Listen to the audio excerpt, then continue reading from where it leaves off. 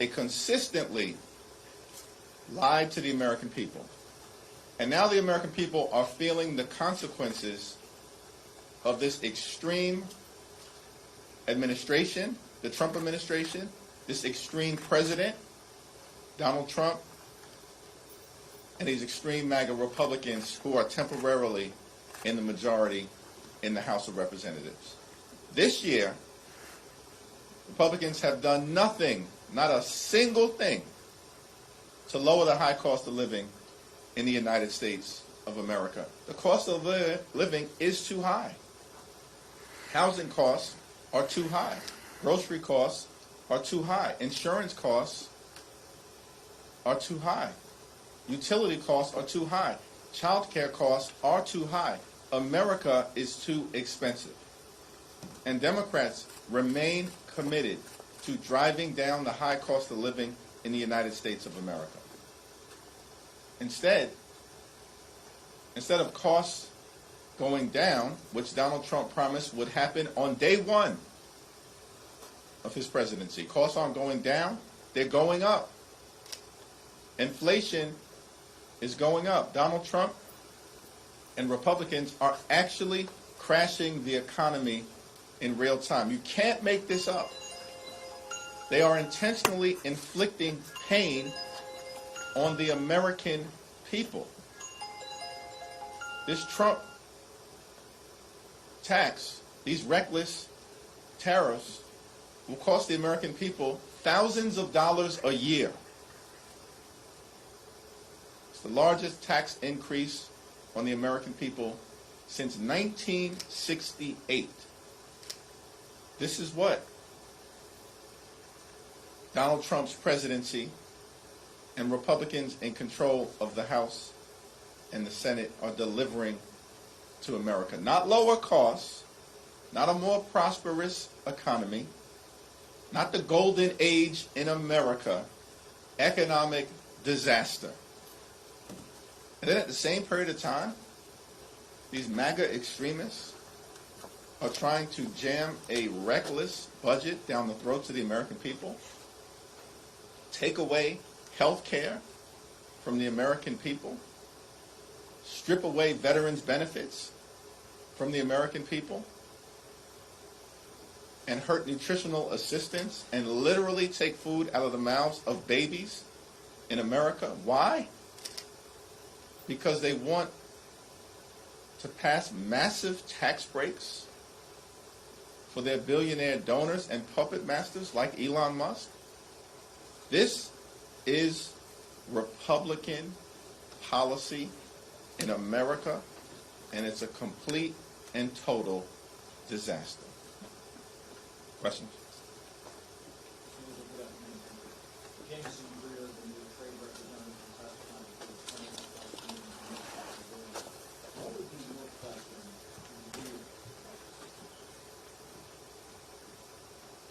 The Trump tariffs, which are a tax on the American people, are so reckless, so unstrategic, so lacking in any sophistication, that the only conclusion that one can draw is that Donald Trump and Republicans are intentionally tanking the economy. Is it because, as Donald Trump has indicated, that during tough economic times, the rich get richer, and it's a buying opportunity? Those are Trump's words. Can you confirm? But what's your question? I just asked it. If Democrats were in power, would you fully repeal these tariffs? Democrats were in control of the House of Representatives at this particular point in time. We would use every legislative tool available to us to protect the American people from this kind of economic harm. Every single legislative tool. Tariffs, when properly utilized,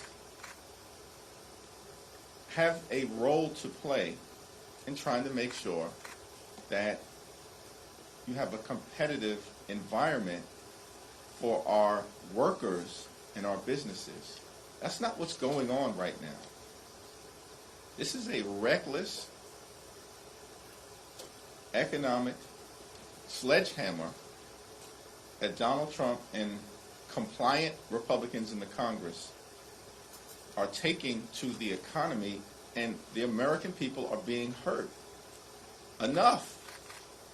There's no rational explanation for any of this, except perhaps that there's some scheme that Donald Trump has publicly alluded to, which is that the rich get richer when the economy collapses because there are buying opportunities. There's no rational basis otherwise to explain the economic carnage that Donald Trump is visiting on the American people, and House Democrats partnering with Senate Democrats will continue to stand up against these extreme economic policies. Thank you. Thank you, Mr. Leader. There's a bipartisan push in the Senate to reclaim some congressional power over tariff and trade policy down the introduce a bill over in the House. Speaker Johnson apparently will not bring this bill to the floor. Donald Trump's administration, the White House, put out a statement of administration policy today, saying that they would, that he would veto the bill even if it passes. So do you think that it's still worth pursuing these legislative vehicles to try to restore Congress's role in trade and tariff policy? Yes. At the end of the day, the Constitution is very clear that tariffs and tax policy, the ability to raise revenue, that authority is vested in the Congress for a reason, because the Congress is most closely associated, particularly the House, with the American people. And what we've witnessed under complete Republican control of government is a willingness to simply bend the knee to Donald Trump, no matter how much pain he is inflicting on the American people or how much damage Trump is doing to the American way of life. At the end of the day, House Democrats are going to continue to press our case because the American people are listening, paying close attention, and as special election after special election after special election have demonstrated since late January, responding. Republicans will either start acting like a separate and co-equal branch of government and work with Democrats in a bipartisan way to push back against Trump's failed economic policies, or continue to suffer the political consequences that have been visited upon them with record speed during the last several weeks.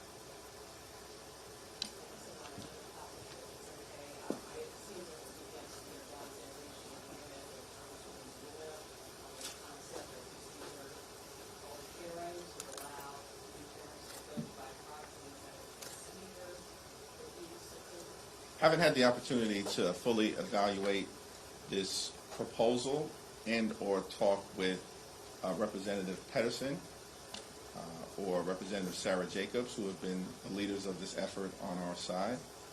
And so I'm going to refrain from commenting on the proposal until I've had those conversations and the opportunity to review this so-called agreement. The question has to be raised: what is the Republican problem with allowing expectant mothers or new mothers to vote on behalf of their constituents? This seems like a very strange hill for them to die on legislatively.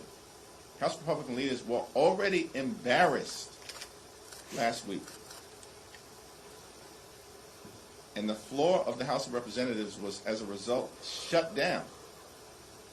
Republicans scurried off a sinking ship last week.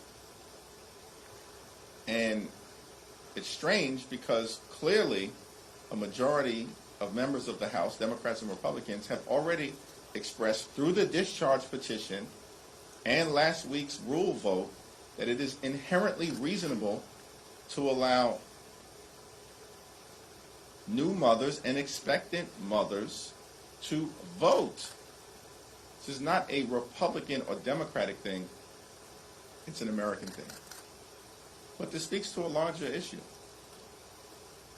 The whole Trump flood the zone approach is designed to create this appearance of inevitability. Nothing was ever inevitable. As if Democrats were going to roll over and allow it all to happen. The exact opposite has occurred. We will never roll over in Congress. We're not rolling over in the courts. And we certainly aren't rolling over in campaign after campaign after campaign across the country where the extremists are losing. And on all of these things, that level of forceful and principled opposition to policies that are hurting the American people, directly or indirectly, in the case of this proxy issue, will continue. Second row. Just slightly off topic, but I want to get your thoughts on, as long as there's some more concerns about these measles outbreaks that can be happening throughout the country. We heard recently that actually Senator Bill Cassidy wants to put in a request for Secretary Kennedy to testify about the measles outbreaks. What are your thoughts on having him come to the House side as well on this? And do you think that HHS is doing enough to help? HHS is clearly not doing enough. The fact that we even have a measles outbreak in 2025 is stunning. And it speaks to the incompetence of the Trump administration. We were promised by Donald Trump directly the best, most capable administration ever. Is that what Donald Trump and Republicans are delivering right now? Is this what competence and merit looks like? In department after department, including the Department of Defense, we have the most unqualified Secretary of Defense ever. And the others, including the HHS Secretary, are not far behind. And these things have real consequences when you have such an arrogant and incompetent administration. We believe in merit as Democrats. We believe in merit. Merit should be based on what you know, not who you know. Or whether Donald Trump likes the way that you look. Or a view that you're not going to stand up to any outrageous or extreme idea that Donald Trump presents. So you put sycophants into the cabinet. And now the American people are paying the price, both in terms of the economy and as it relates to their health. And unfortunately, things aren't going to get better. They're likely to get worse. So do you think he should contest it? Yes. Thank you, Mr. Leader. We are just coming up to the 2-week district court period.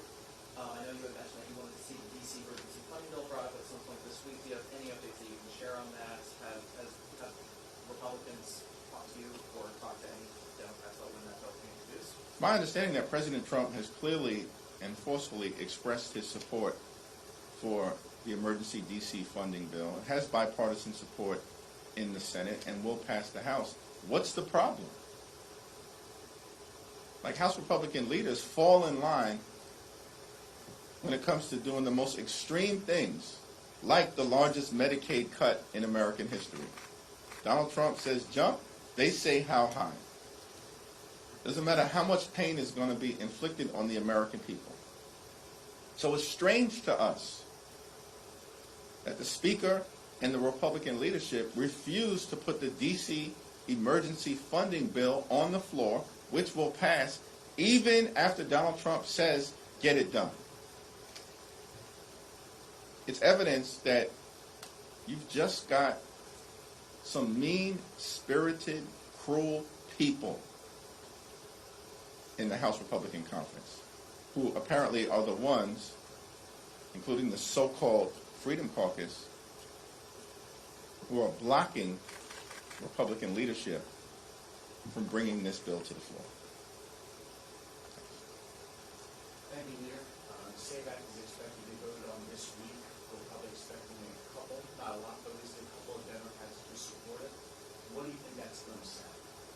It'll speak for itself. The SAVE Act is a voter suppression bill, and there will be strong Democratic opposition to it, just like there is unified Democratic opposition in the lawsuit that was filed against Donald Trump related to his unconstitutional and unlawful voter suppression executive order. Thank you, Mr. Leader. Multiple blue state governors have had contact with their counterparts from foreign nations, specifically Canada, trying to have some relief for their states when it comes to tariffs and trade wars. Do you think that's an effective strategy for the short term or long term? I think that governors are always going to try to do what is in the best interest of their state. I haven't followed those communications closely, but what I will say is that this can all end if House Republicans and Senate Republicans decided to do their job. Congress can step in and end the pain that is being inflicted on the American people by Donald Trump, these out-of-control tariffs, and the massive tax increase that is being inflicted on the American people. Last week, Donald Trump called his tariff announcements Liberation Day. It wasn't Liberation Day, it was Recession Day. Because Donald Trump and the Republicans are marching the American economy toward a recession. And it appears to be intentional, which should shock the conscience of the American people. And it's just another reason why it's our expectation that all across the country, despite all of the doom and gloom predictions from some in this town, Democrats are winning special elections, not losing. Yes? Thank you.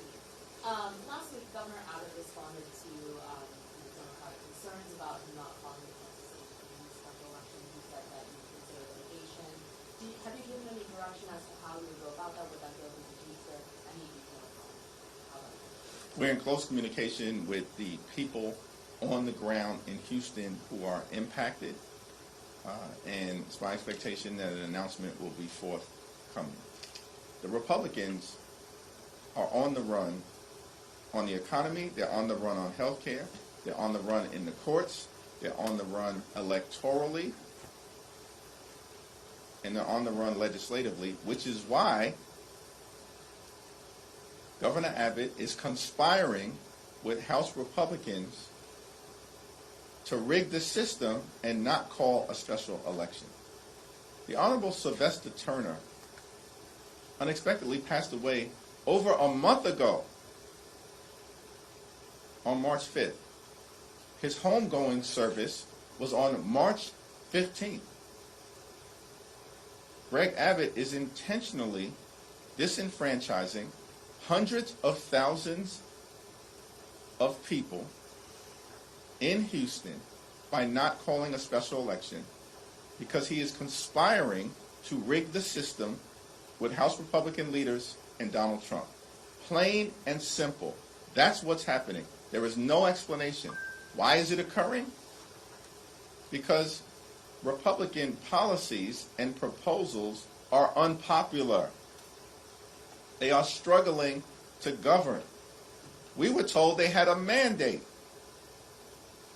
A mandate for economic chaos doesn't exist. A mandate to cut Medicaid, the largest cut in American history, doesn't exist. A mandate to dismantle Social Security as we know it doesn't exist. A mandate to fire thousands of veterans doesn't exist. We were told that Republicans had a massive electoral mandate. It didn't exist. It was a joke when it was said. And Democrats never bought it, which is why you've seen principled opposition every single step of the way. Every hour, every day, every week, every month, it will continue. And so as a result of that, the fact that they know that Democrats are standing up to their extremism and foolishness and efforts to hurt the American people, and they are struggling to produce the votes as this current Republican budget resolution debate shows, they're going to suppress the ability of the people of Houston to actually elect someone. They are rigging the system in real time. They can't win otherwise. Can't win otherwise. So that seat is going to eventually get filled, and the courts will likely have to step in, and the American people are going to continue to express themselves, and we're going to see it in New Jersey, and we're going to see it in Virginia in November. The courts will continue to aggressively push back to stop these extreme executive orders and unconstitutional actions that are being taken, and House Democrats and Senate Democrats are going to continue to work together to make the case to the American people that we are defending their interests and Republicans are actively trying to harm them. Thank you, everyone.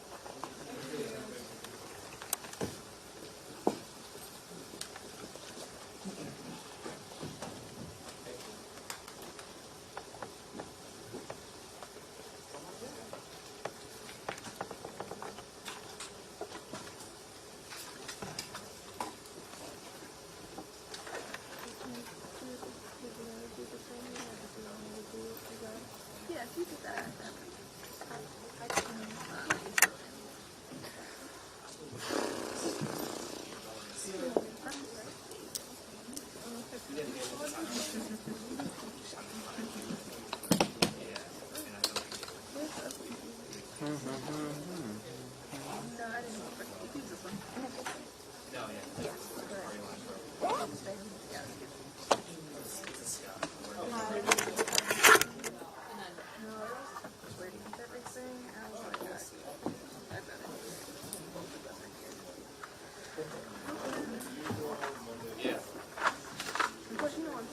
making sure I got everything, the new stuff of everything. So I think I